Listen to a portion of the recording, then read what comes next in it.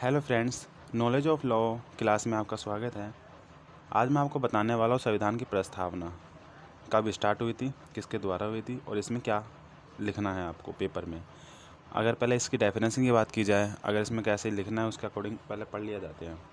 हम भारत के लोग भारत को एक संपूर्ण प्रभुत्व संपन्न समाजवादी पंथनिरपेक्ष लोकतंत्रात्मक गणराज्य बनाने के लिए तथा उसके समस्त नागरिक को, यानी इसके अंदर कहा गया है जितने भी भारत के लोग हैं एक संपूर्ण समाजवादी बनाए, लोकतंत्रात्मक गणराज्य बनाना, यानी भारत के अंदर एक साथ रहना, एक साथ मिलजुल कर एकता को बनाना, एकता को संगठित करना। एवं दूसरे में बताया गया समाज, आर्थिक, राजनीतिक, न्याय, विचार, अभिव्यक्ति, विश्वास, श्रद्धा और उपासना की स्वतंत्रता, प्रतिष्ठा और अवसर की क्षमता प्राप्त कराने के लिए तथा उन सब में व्यक्तियों की गरिमा और राष्ट्र की एकता को अखंडता सुनिश्चित कराने वाली बंधुत्व बढ़ाने के लिए। ये पढ़ने के बाद आपको समझ में आ गया होगा कि इसमें बताया गया है ये जो सामाजिक और आर्थिक और राजनीतिक तीनों की जो भी न्याय है, ये सबकी एक विश्वास होना, तीनों का एकांतर होना एवं अभिव्यक्ति, इनके बीच में विश्वास होना, श्रद्धा होना, उपासना होना एवं ये सब एकजुट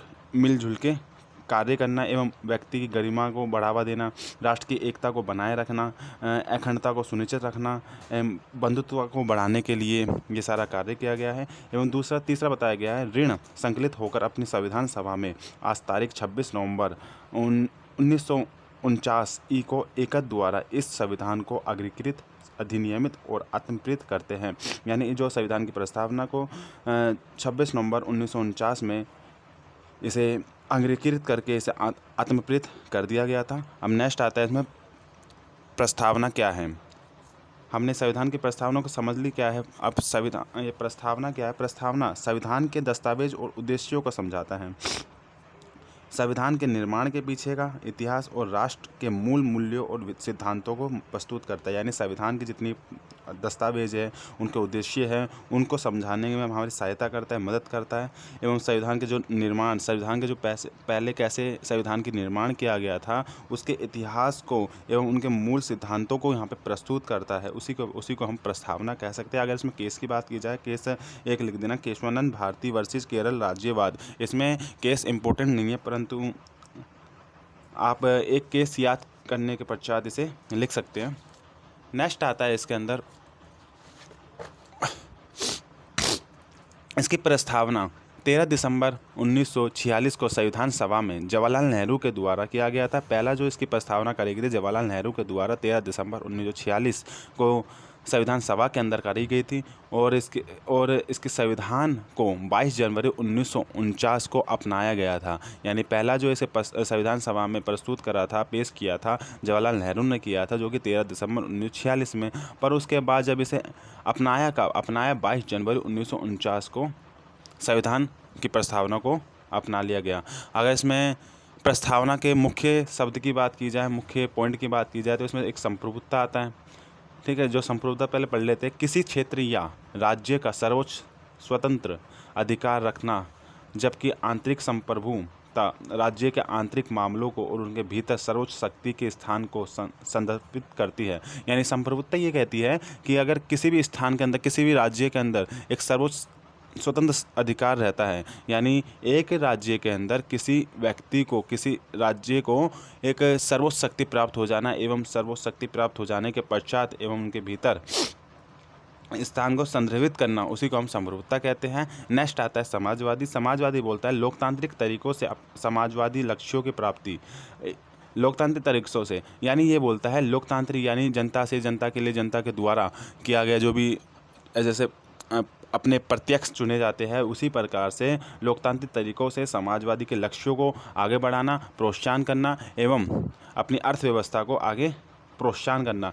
यह एक मिश्रित क्षेत्र में विश्वास रखता है, यानी यह एक मिश्रित क्षेत्र में विश्वास रखता है जो निजी और सार्वजनिक दोनों क्षेत्र के साथ साथ मौजूद रखते हैं। ये निजी लोग और सार्वजनिक लोग के बीच में कोई भेद नहीं रखते, ये दोनों को एक साथ चल के, एक साथ मिला के चलते हैं। निजी और सार्वजनिक दोनों क्षेत्र साथ साथ मौजूद रखते हैं।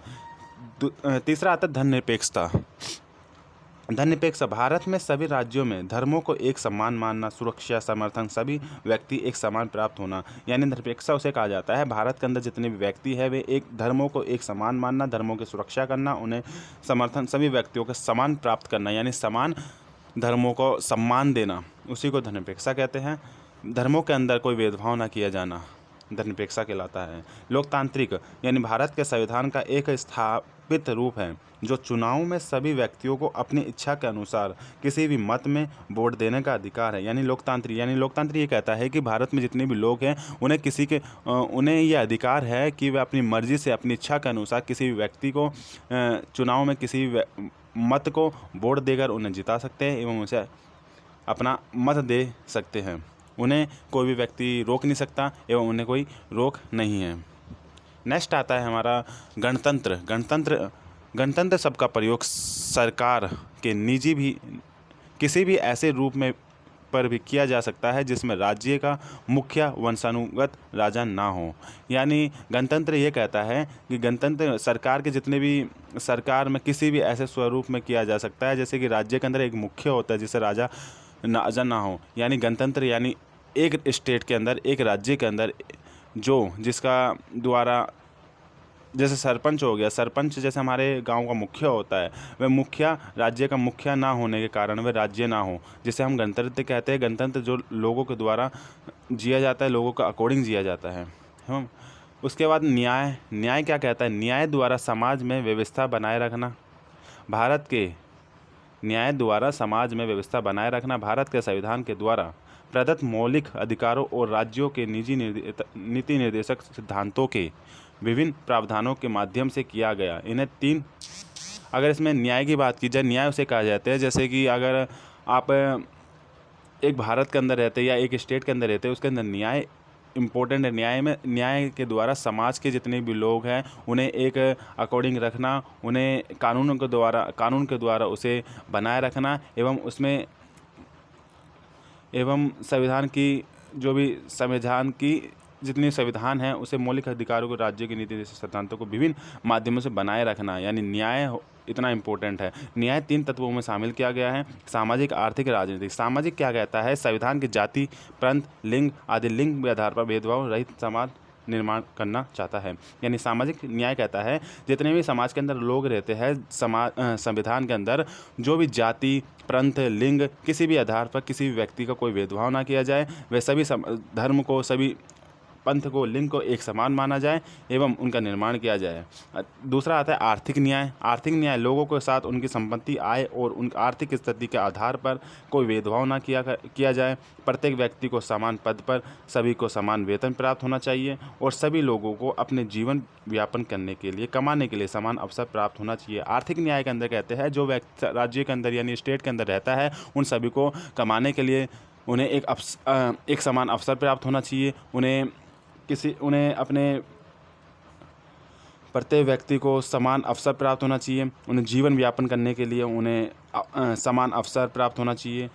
कमाने के लिए, उन्हें जीने के लिए, उन्हें आगे बढ़ाने के लिए सभी के अंदर प्रोत्साहन करना चाहिए। राजनीतिक के अंदर कहा गया है राजनीति सभी लोगों को बिना किसी भेदभाव के राजनीतिक अवसरों में भाग लेने का समान, स्वतंत्र और निष्पक्ष अधिकार। यानी राजनीतिक में कहता है सभी व्यक्तियों को राजनीति में भाग लेने का अधिकार है। राजनीति में भाग लेने का अधिकार है, उनकी स्वतंत्रता होनी, उसकी निष्पक्ष होना एवं उन्हें अन्य किसी भी व्यक्तियों को वोट दे देना, मत देकर उन्हें पक्ष रूप से उन्हें जिताना और अपने राज्य का या स्टेट का उसे अपना नेता बनाना, यही राजनीति कहता है। नेक्स्ट आता है हमारा समानता। समानता क्या कहता है? समाज में रहने वाले सभी व्यक्तियों के लिए कानून समान है एवं सभी व्यक्तियों को समान वेतन, समान अवसर प्रदान किया जाना एवं समाज में बिना किसी भेदभाव के द्वारा लड़ाई ना किया जाना। यानी समाज में जितने भी व्यक्ति रहते हैं उन सभी को जो समान अवसर प्राप्त होना, समान व्यक्तियों के जितने भी धर्म हैं, जितने भी पहनावा है, जितने भी रंग है, उन सभी को व्यक्तियों को कोई भी भेदभाव ना किया जाना एवं सभी को एक समान कानून के द्वारा हो, चाहे से राजनीति के द्वारा हो, चाहे से बेरोजगारी या रोजगार के द्वारा हो, सभी को समान अवसर प्राप्त होना चाहिए। कोई भेदभाव ना होना चाहिए। समानता हो गया। अपने आगे स्वतंत्रता। स्वतंत्रता क्या कहती है? अब लोगों को अपनी जीवन शैली चुनने, राजनीतिक विचार रखने, समाज में व्यवहार करने की स्वतंत्रता। व्यक्ति कुछ भी कर सकता है परंतु कानून को निर्धारित की सीमा के भीतर। स्वतंत्रता। स्वतंत्रता यानी व्यक्ति को हर चीज़ की स्वतंत्रता है भारत के अंदर रहने के पश्चात, और वह ऐसा कार्य जो कानून के द्वारा निर्धारित सीमा के भीतर बाहर की साइड ना करे, वह भीतर भीतर कर सकते हैं। जैसे कानून का अपने स्वतंत्रता होने के पश्चात जैसे कि कोई भी काम कर सकता है, कोई भी राजनीतिक पार्टी में भाग ले सकता है, कोई भी स्टेट में कोई भी कहीं भी घूम सकता है, एवं कहीं पे भी अपने कार्य को एक स्थान से दूसरे स्थान जा सकता है। परंतु ये कानून के भीतर भीतर होना चाहिए, परंतु ये कानून से बाहर नहीं हो। जैसे कोई अपनी भारत की जानकारी किसी दूसरे देश के अंदर दे रहा हो, ठीक है, उसी को अकॉर्डिंग ये कानून के खिलाफ है, जो कि इसे स्वतंत्रता नहीं कहा जा सकता। बंधुत्व यानी बिरादरी जिसे हम कहते हैं, भाईचारे की भावना देश और सभी लोगों के साथ भावनात्मक लगाव है।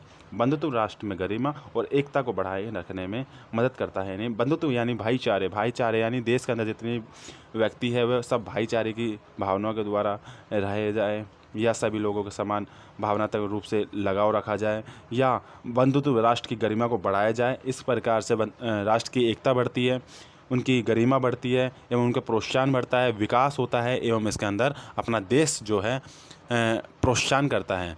जिस प्रकार आज हमारी जो क्लास थी यहाँ तक ही थी, जो कि मैंने आपको पढ़ा दिया है संविधान की प्रस्तावना। संविधान की प्रस्तावना के पश्चात अब नेक्स्ट क्लास